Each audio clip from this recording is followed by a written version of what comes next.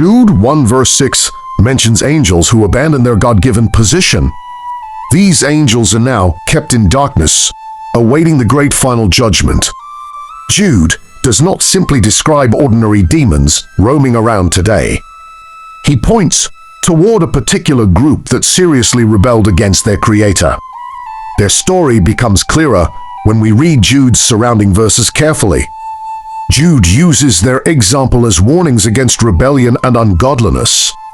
Verse 6 says these angels did not keep their proper job description.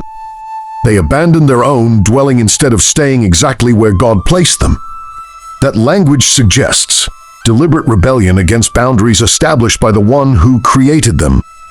They refused the position and place God had assigned them. Many Bible scholars connect this passage with Genesis chapter 6.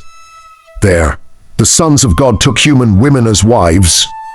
Some understand those sons of God as rebellious heavenly beings. Others interpret them differently, so Christians should avoid claiming certainty. Jude's wording strongly emphasizes angels leaving their proper heavenly dwelling.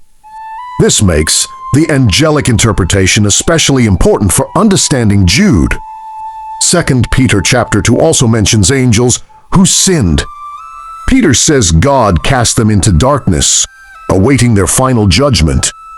These two passages clearly share important ideas about imprisoned angels.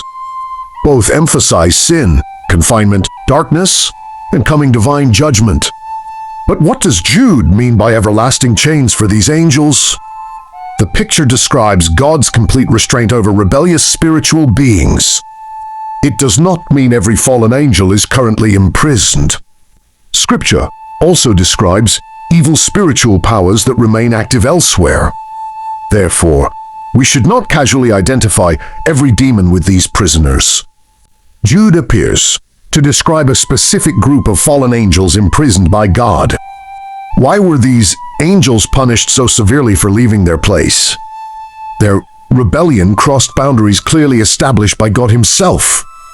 Jude's main lesson is not just to satisfy our curiosity about angels. His main concern is to warn believers against rejecting God's authority. These angels had power, position, and access to God's heavenly realm. Yet none of those privileges protected them from God's righteous judgment.